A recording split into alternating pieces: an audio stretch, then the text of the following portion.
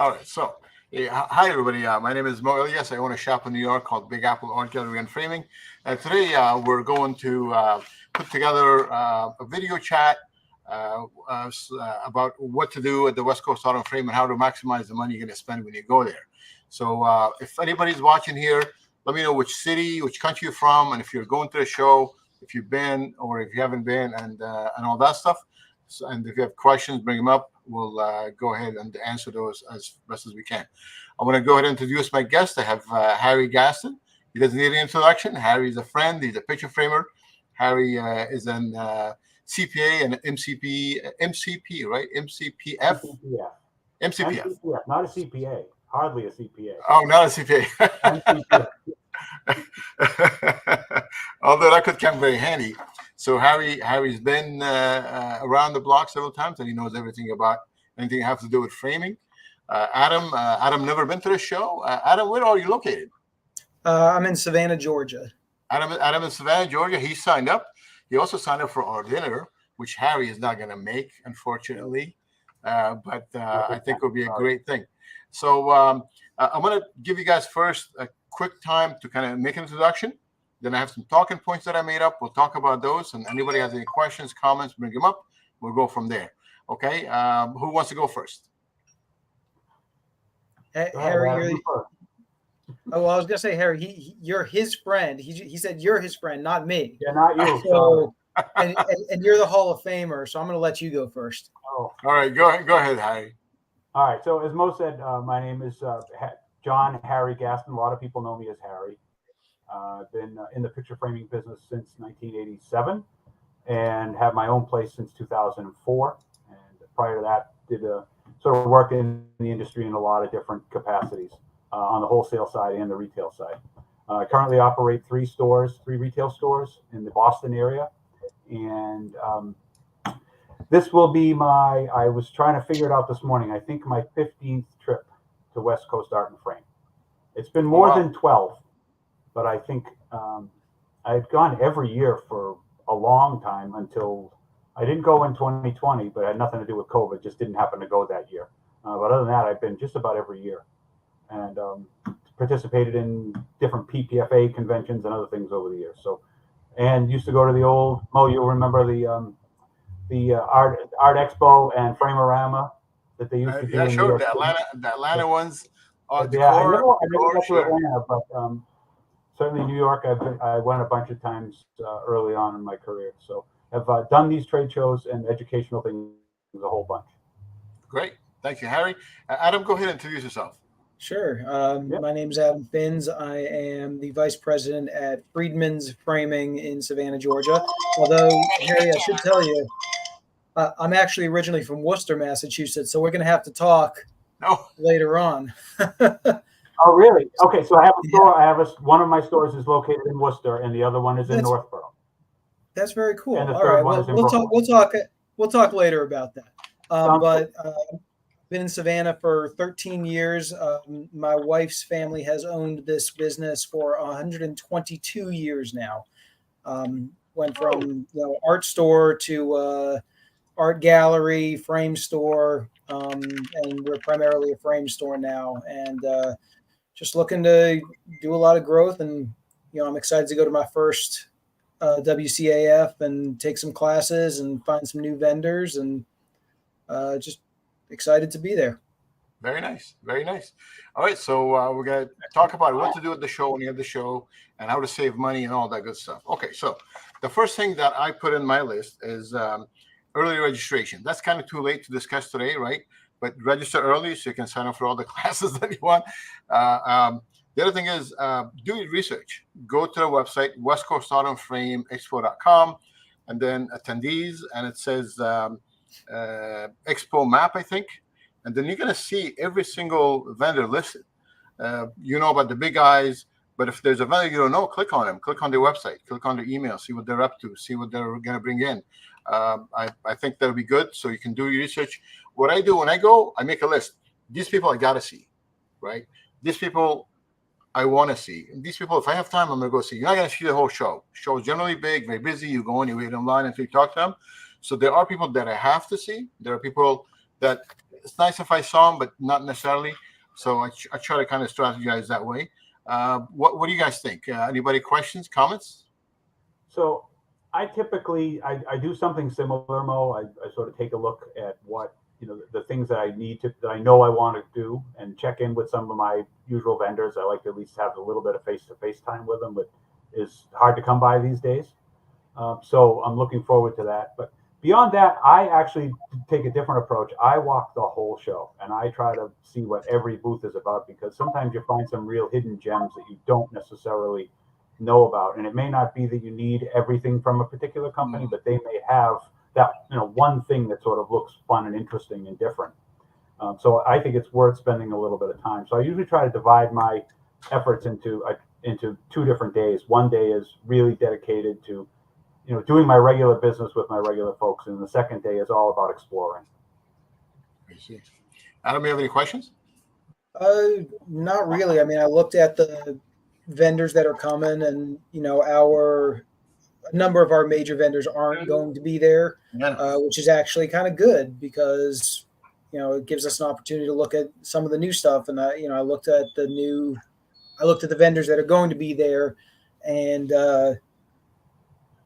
part of it is we're in the process of onboarding for Virtual Framer, who has they're going to have a big presentation there, and I looked and saw who they already have on board on their platform, and we're going to use that to our advantage and see what those companies are offering that we can use.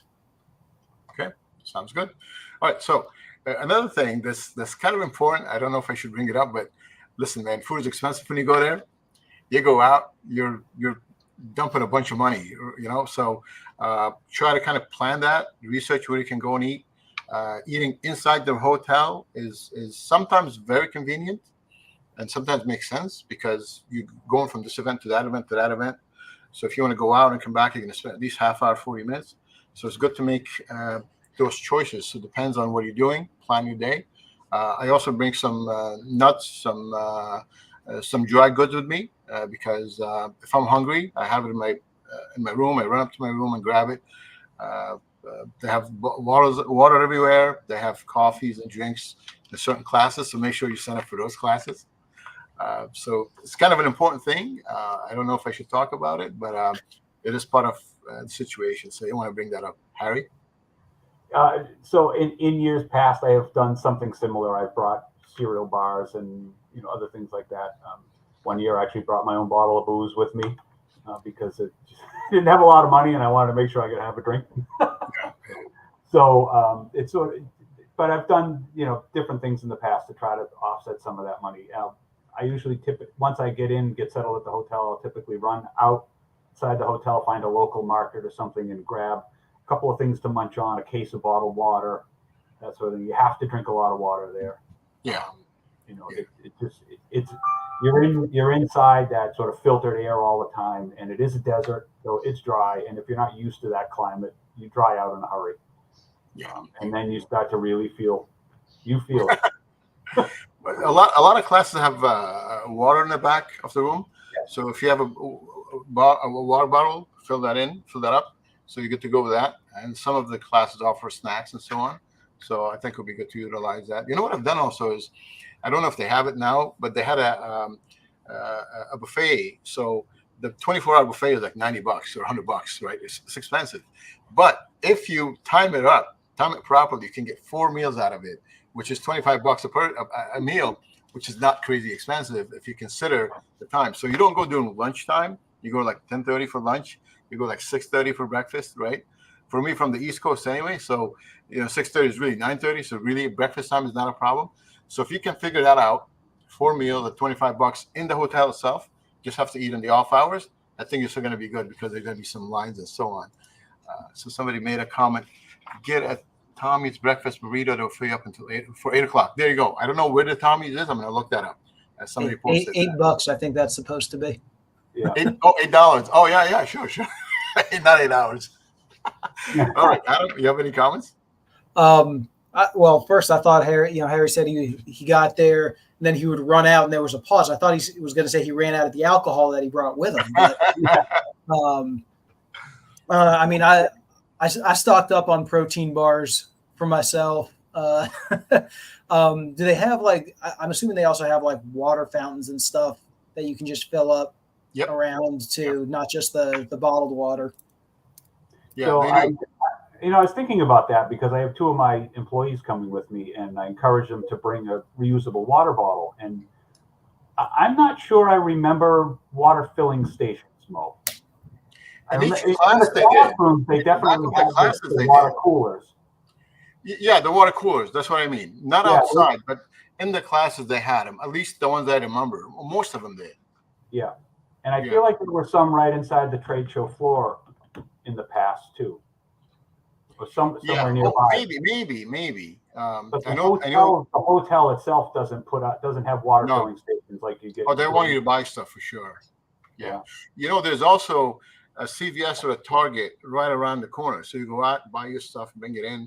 But look, the hotel wants you to spend money there, so hopefully the hotel people are not listening to this, because $8 bottles of water is not what I'm going to buy. Anyway, we're going to move on. Managing finances. Look, I went to the show one time, and I'm not kidding you. I came back and I had spent like $30,000. You got a special on this molding, got a special on that molding, got a special on that molding, and this glass company had a deal. This supply company had a deal. Budget yourself, right? What are you going to spend money on? What are you going to do money on? I got really good deals, yes, but okay, now I got to fit all this stuff. I got to pay the bills, and I got to wait until I get my money back, because this stuff isn't going to sell in 2 months. It's going to take some time. So don't overreact. Maybe write down what you're going to spend, or write down what you're spending. You know what I mean? Instead of the bill coming and hitting you. So it was a mistake I did once. That's not going to happen again. So that was a situation that I got myself into one of the years. Harry? I've been pretty good about being disciplined about that, Mo. In years past, one year I went, and this was many years ago, the intention was to lease a Wizard machine while I was there. And that was my primary focus, and that's what I was going to spend my money on. And I didn't do much else other than that. Maybe 5 or 6 years ago, my mission when I went was to buy a Valiani. And so but I started doing my research and knowing what I wanted before I even got there. So I just got there and took advantage of the sale price and the deal and the freebies that they had going for the show. So if you're intending to buy a piece of equipment that's thousands of dollars or tens of thousands of dollars, doing your research ahead of time is definitely a good idea. So you can just get there and do it. You're not making a decision in that moment, and you get swept up and maybe make one that you wouldn't normally make. So going there with your mind made up is usually not a bad idea. Just to piggyback on that, generally these companies have a special. A $30,000 machine, they have like $5,000 off. So that will kind of pay for your trip if you get the deal. If you're in the market, obviously, and you get the deal, say, hey, look, I want to buy this. What's included? They generally have a really generous discount because they want to move stuff. So it'll be a good time to do that. Most of the time, blades are cheaper there. There's a lot of stuff. The cutting heads and so on. Adam? No real questions about that. We're not looking for anything in particular. I don't think we're too likely to make any rash decisions, but I don't know what kind of toys are out there. Maybe I should pack a bigger suitcase. All right, so safety, right? We're going to talk about safety here. There's a lot of stuff that happens in Vegas. You want to be careful. People giving you a lot of stuff. People inviting to different parties. People inviting to different clubs. I come from New York, so I know what's up. I look around. I'm like, yeah, get out of here. But be careful. You fall for it. You're in Vegas. The lights are shining. Everybody's excited. You probably are, a little. You had some drinks, right? You're having fun. So careful, very careful. If you're gonna buy tickets, buy them from the official venue places. All these guys on the street, almost always is a scam. Almost always. I can't guarantee it, but most likely it is, because you're never gonna see them again, right? You're there for 5 days, 3 days, so you're not gonna see them again. Harry? Yeah, definitely get them at the venue or from the concierge in the hotel, or somebody that is definitely going to be a little more trustworthy, and you'll have some way to find them again, should you need to. Yeah. Now, there's another thing, the Uber thing. Uber is cheaper to get from the airport to the hotel. take an Uber or a Lyft or one of these apps. You don't pick them up. You don't get them from the street. I have a video in the group that shows where you go. You get up, you go to the second floor, you go across the little bridge over the drive, and then you wait in line and you get it. It's cheaper, not scammy. Like not all cabbies are, but cabbies try to do all kinds of weird stuff. The Uber stuff, if you have a problem, you go to Uber app and you say report a problem, and then they look at it and they say, wait a second. So instead of a guy going the straight line to the hotel, he did a couple of zigzags and they'll refund you the money. So the drivers know that and they're not going to mess with you. So just make sure you have an Uber app, remember your password and log in. So if you're going to use that, I think that's going to be beneficial. All right. So actually, I have a question for you on that because I don't use Uber that often. Yeah. Living more in a rural area. Can you pre-schedule an Uber? Feel like I saw that I probably have used Uber 4 or 5 times in my life. So I think that's a newer feature that they have now is that you can pre-schedule. I think I remember seeing some commercials and ads for that too. Now, pre-scheduling works if you're going someplace far that you would not want to miss, or if you're leaving at a weird hour, 3 a.m., right? Mm-hmm. So maybe they'll make sure you get an Uber. But if you're going to Vegas at the airport, you don't need that. There's so many Ubers, and when you go up, you see the line. So Ubers are there lining up. So I don't think you should, especially if you're going to Vegas. If you're leaving your house at 3 o'clock and going to, let's say for me, JFK, an hour and a half drive, I probably want to pre-schedule because what if no drivers around me that day, that time of the day? So maybe I do that, but not from Vegas to the airport.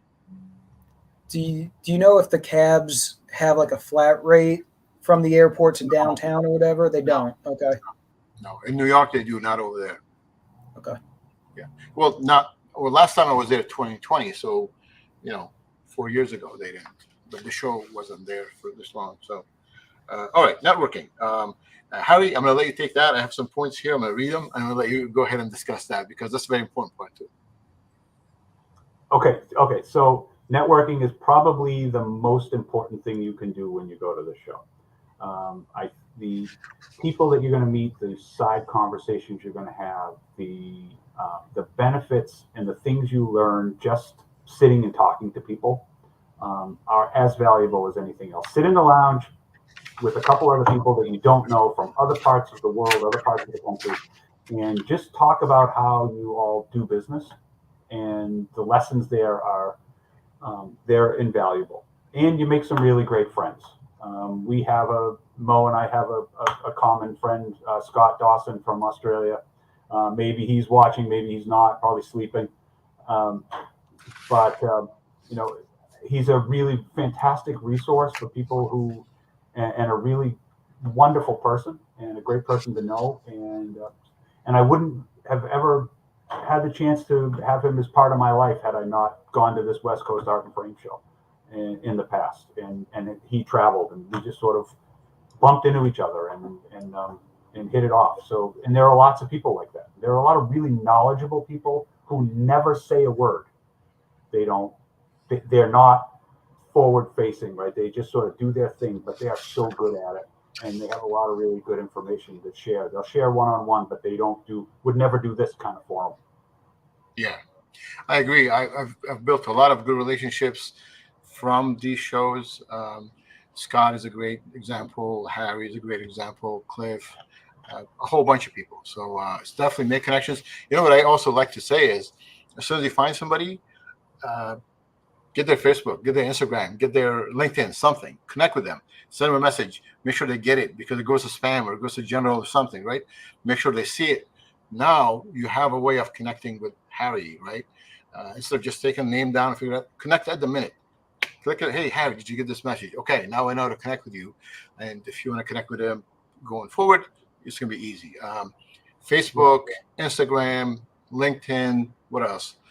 TikTok, whatever people use, right? So I think that's how many times a year do we communicate with one another, asking questions, looking for, have you ever had this experience? At least 100. It's got to be 100. Very regularly. And yeah. So very, very, very good. Look, somebody posted that there is a flat rate for taxis now. So I don't know who posted that, and I don't know what that amount is. So there you go. There's new information. I haven't been since 2020 because the show wasn't held after that. Somebody says, bring your phone charger for sure, and a quick charge is a great idea to place each phone battery. That's for sure. Reception is horrible, so the phone is going to try to connect all the time. And I'm bringing two actually big power banks with me. That's a great. Put your phone on that power saver mode too. At least you get a little more light. Oh, I like that. I like that. That's cool. This is my first convention. I look forward to meeting people. All right. And eating a sandwich in the hall gives you an opportunity to talk to attendees like you, and sometimes the reps on the booths sit with you. Yeah, this is great. This actually is a very good idea. You're doing 2 or 3 things at the same time. I one time was having breakfast and I look over and I see Jared and Michael Katz. They own that decor. So I say hi to them. How's it going?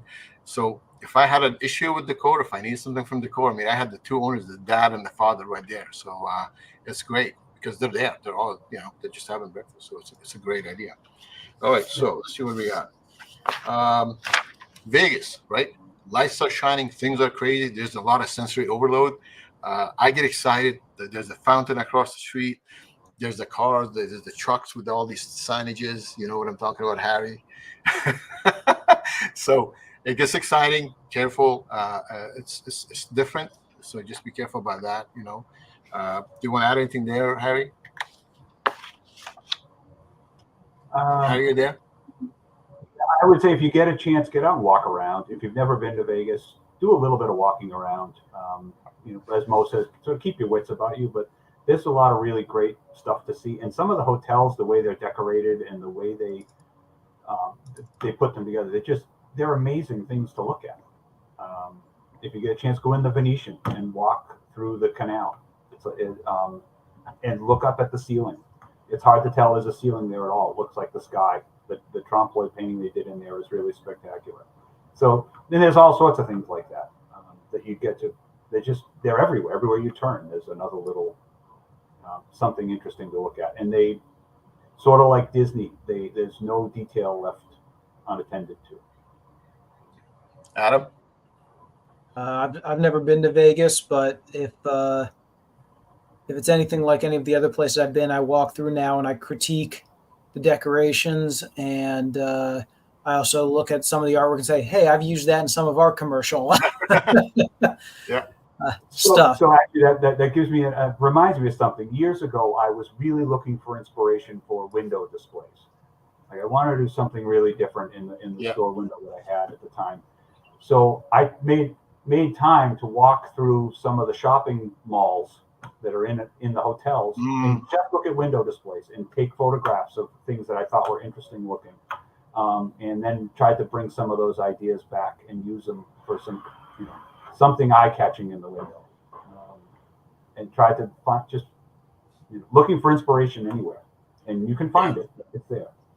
It's not all just about the frame show. There's lots of other things that might inspire you while you're there. I agree. All right, trade show deals, right? So there's a lot of discounts. There's a lot of offers. I like those a lot because that kind of subsidizes my travel. Look, anybody who's going there, probably spending at least $2,000. Tickets, hotel, meals, classes. It's going to quickly add up, right? So I think buying some of these deals is going to offset some of this stuff. You got to make sure it's a proper deal, of course. Equipment, supplies. There's always great deals. So I think it's good to capitalize on those, especially if there are things that you do need. But don't do what this one guy did. Spent $30,000. He didn't know that he added that much up, so don't do what he did. But I like to use those. What are your thoughts on that, Harry? Yeah, I think so. Taking advantage of some of the deals that you may, sort of thinking about it ahead of time. If you want to do something and sort of build up some inventory on molding or something like that, then go looking for those deals. They'll be there. But also be open to something maybe you weren't looking for that suddenly looks like a really good opportunity that you shouldn't pass up. I think, but balance that and sort of keep a running tab in your head or on a notepad or wherever you need to keep it so you don't end up spending $30,000 before you know it, because it could happen. Yeah. It takes a long time to make $30,000 back in the picture framing business. It takes a long time. It takes a long time, yeah. Adam? So, are a lot of those deals cash and carry, or obviously you can't cash and carry a mat cutter or anything, but is it a combination of cash and carry and stuff that they'll ship from wherever? So very few things are cash and carry. Some of the smaller hand tools, gadgets, things like that, you might sort of take with you when you go, because you have to get it home. But most of what is going to get shipped to you after the fact. So it's a matter of you make a commitment to pay for it. Sometimes they'll want a credit card number there, then and there on the spot. Other times, if it's somebody you have an account with, they'll put it on your account, whatever your payment terms are with them, they'll work that out. If you have another framer friend in your neighborhood and you can co-buy on something and share the freight costs, and maybe your buying volume gets to the next discount level that they're offering because you're buying together, do it. Even if they're not at the show, call them and say, Bob, you got a really good deal on molding. You want to buy some? and before you know it, with two people, you can buy 5,000-6,000 feet of molding without blinking an eye. So, and you really get some good discounts if you start to buy that kind of volume. You know, like I buy blades, like the Valiani blades. This little box, $100, right? Boom, put that in your. I don't know if you can take a carry-on with those anymore. Maybe I doubt they let you carry that on. But. Yeah, but you know, stuff like that, little things that maximizes cost saving. You don't have to move a lot of stuff with you. What's that? Attach Easy people, they always have a show special. Yeah. You know, if Art Material Services comes in, they always have their guns on special. The guns are not that bad. The pneumatic stuff, they always have a nice discount on those. So if you grab them, some of the people actually, they don't want to take some of the stuff back. So you can buy stuff at a good deal, especially big equipment. So somebody posted here, what did they post? If you buy big floor models, maybe driving it sometimes works, right? If you had a car, I don't know, West Coast people, maybe, you know, if you drove, I think that's a good idea. We used to do that in New York, but I always fly to West Coast now, so the West Coast show doesn't work for me. But that's a good idea. That's actually a good question. Let's see here. All right, I'm coming to the end. I want us to talk about why you should go to a trade show. You get better professionally. You get to know people. You get to develop relationships with vendors, with colleagues, with people who are doing amazing stuff. Amazing stuff. You know, you see people doing great stuff on Instagram or on TikTok, and all of a sudden you sit next to them in a class. You sit next to them at dinner. You're having breakfast with them. And guess what? You're going to talk to them. Hey, what's going on? Adam, hey, what's going on? Harry, hey, how do you do this thing? How do you do that thing? And all of a sudden, now they're your buddies. They're not this one guy that you were, you know, looking behind the screen at his work and now, or her work. So I think it's a great thing to do. You develop professionally, personally. You connect with vendors. You connect with vendors. Breakfast, I was sitting right next to the owners of Decor. I mean, it was amazing. So it's a great opportunity, I think, to go to a trade show, and then the classes and all that stuff is there too as well. Harry, I'm gonna give you the last word on these. Yeah, so all sort of the same reasons, Mo. I think if you want to be a professional in any industry, you have to attend trade shows and you have to sort of be part of that community as much as you can. Too often we sort of live inside our own little boxes and don't step out. And when that happens, we don't really become the well-rounded professionals that we want our customers to believe we are. So if you get a chance to go for all the reasons we've been talking about and everything Mo said, and just the connection that you make one-on-one with people is worth it. The classes, the educational classes are really fantastic. A lot of really good professional educators there. So there's some, it's a little overwhelming, and they're all sold out, I think. I mean, there can't be more than a dozen classes that have any seats left in them, which is incredible. And a lot of them, they went from 70 to 100 people. The original cap was 70 or 80 people, and they're now close to 100. That's great. So, that's great. Yeah, it's really going to be fantastic. I think I'm anticipating there'll be a really good energy that'll come out of there, and we'll all come home better for it. Yeah. Adam? I mean, I got a couple questions and maybe a statement. You know, you were talking about networking earlier. I downloaded at a local networking event. Somebody introduced me to a digital card, you know, digital business card format where, you know, you scan it with your phone. You know, it's a QR code, and you scan it. It gives them your phone number, your company. You can put your LinkedIn, your Instagram, your whatever in there, and you just hit accept and add the contact book, and it's super easy. So, that's something that you can always consider as far as networking goes. But I did have a question about the classes. Yeah. Obviously, it's going to vary class to class. There's a whole bunch of classes. I'm really excited to, for the ones that I'm signed up for. But is there usually like a handbook or booklet of material of printouts that each instructor has to take notes on, or do I need to be like bringing my own notebooks and all that stuff? So I would suggest you bring something to take notes on. I know for the 2 classes that I'm teaching, I don't have any handouts. It's a colossal waste of paper. If anybody wants it, I'll send you a digital copy of it when we're done. Not a problem. So some classes you need them. They sort of need that physical piece just to function, and some don't. So it's going to vary. But I would absolutely suggest bring something to take notes with. There are often little notepads in the classrooms and some pencils and things like that. So if you forget something, you can use that. But I find those little tear-off pages end up lost. So if you have something to keep it all together, then definitely do it. Take pictures. Take lots of pictures. I think you'll see what you'll find out. I mean, you'll see a slide go up on the screen in one of the classrooms, and all of a sudden everyone's got their phone out taking a picture of the slide. I'm glad I just updated my Google Drive. Yeah, most of the instructors are more than happy to share things after the fact. Yeah, depends on the instructor. Depends on their digital ability. Some give you a Dropbox. Some people have a website. You go to a website, classes, hands out, pictures, videos, great stuff, of course.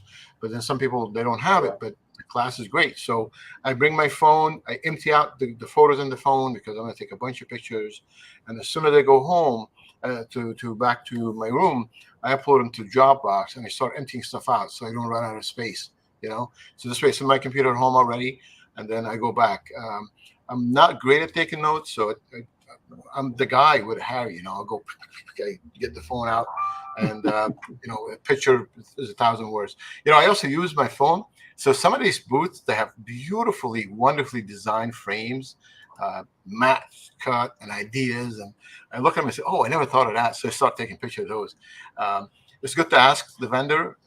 But sometimes just take a picture, and if they say, "Hey, you can't take a picture," you can say sorry. Better to say sorry than get permission. But I had one vendor who had a problem with that. But then you go back and you're like, "Hey, let's do this design." I go back to my frame and I'm like, "Hey, I saw this. This is so pretty. Let's work something out like this." And the next job comes in, all of a sudden everybody's excited to take an order just like the one you showed up. So it's kind of exciting. All right, I'm gonna go with you guys. I'm gonna give you the last word, and then we're gonna say goodbye to everybody. Harry, go ahead. I would say this was great to do this. I think for anybody who is sort of going to be new at this, or maybe has only been once or twice, or not been in a long time, the little bit of sort of current information was helpful. So it was a great idea, and thank you for letting me participate. And I'll see everybody in Las Vegas. Yes, sir. In just a few days. Yes, sir. Adam. Before I give my last word, how many people are we expecting at this conference? Like, how many RSVPs? Any idea? Last time they had over 4,000. They get a worldwide audience. I'm going to say this is going to be bigger. I'm going to say this is going to be at least 10-20% bigger. So wow. A huge number of people. Harry, do you agree? Yeah, I would think it's probably going to be one of the largest shows we've seen. Cool. In a long time. Yeah. Now, granted, there was nothing for a couple of years, but I think even prior to that, some of the bigger events. I think my guess is the fact all the classes are sold out. The class schedule is really robust. Yeah. There are a lot of classes, and they're all full. Yeah. So there's plenty of people. Yeah. All right. Well, I mean, my first time. I'm very much looking forward to meeting people, learning new techniques, learning new sales techniques, whatever. Anybody that is another first timer or is a youngest generation in a family business. Hey, what are you talking about? I mean, Anybody that's working under a parent or in-law or whatever that wants to trade tips, hints, whatever. I mean, I'm lucky. I love my father-in-law. He's great. He's probably not watching, so I'm saying this, out of the goodness of my heart, not out of any threat. But it's always a learning curve, and I'd love to meet with people, especially those that might not have grown up in the industry. I didn't know anything about the art industry before I started working for them. So, anybody that wants to talk to me about any of that stuff, I'd love to get in touch. That's great. Hey guys, we have Harry, go ahead. I got one more thing, Mo, actually, that I meant to mention. So something that came up recently, and just an idea, and something that's going to be happening at the show that just popped up in the last couple of days is, for those of you who've been around a while and been to trade shows, and everyone knows Cliff Wilson. So Cliff Wilson is, even though he's retired from the industry, he is going to be out in Las Vegas and going to be hosting on the trade show floor the Learning Lounge, I think it's called. And it's going to be a series of like 30 to 45-minute talks and presentations by a whole bunch of different people scheduled at different times, all sorts of topics. Nothing as official as a class by any means, but sort of where someone who is an expert in a certain area is going to sort of lead a conversation for 30 to 45 minutes. And anyone who wants to pop in and out can. You don't register for it. The schedule will be written on a dry erase board right outside the space. I think it's going to be near the PPFA booth, if I understand correctly. So keep an eye out for that and see. You might get to listen to somebody who has some ideas that isn't teaching a class. So I'm looking forward to it. Cliff has a beautiful way of presenting information. So I think it'll be great. Thank you for that. Guys, we also have the Framers Only dinner. That's Monday night. I think Adam signed up. Harry has prior commitments, but if anybody else is gonna sign up, do that soon, because we're reaching capacity. I think we signed up for 75 up to the 100. We have 127 today. The whole restaurant has a 200 capacity, so they're gonna open a part of it for us. So I think we're also reaching capacity. So we're going to stop taking reservations soon. You can't walk in. We're not going to be able to accommodate you if you walked in. So make sure you do reservations. There's a link, and Myrna and Dow is in charge of that. So you got to deal with her if there's anything. But I just posted about that today. So you want to sign up, make sure you do it sooner than later, because we're also reaching capacity at the restaurant. That's Monday night? Say again? Is that Monday night? That's Monday night at 7:30 Vegas time. Your phone is going to say your local time. So in New York today, it's going to say 10:30, but that's actually 7:30 in Vegas. So ignore what it says. When you're in Vegas, it's 7:30 p.m. And it's at an Indian restaurant. We're going to have a non-spicy meal and vegetarian stuff. So it covers everybody, because we want to make sure everybody's able to eat. Is there a spicy option at least? It's an Indian restaurant. The whole thing is spicy. Okay, good. Well, I'm excited. My wife is extremely jealous that I'm going to an Indian buffet in Las Vegas. There you go. All right. I want to say thank you to Harry. I appreciate your time. Adam, I appreciate your time as well. And I'll see you guys in less than a week or so, right? Yeah, okay. For sure. All right. Hey, we'll see you in Las Vegas. Thank you, Mo. Thank you, Harry.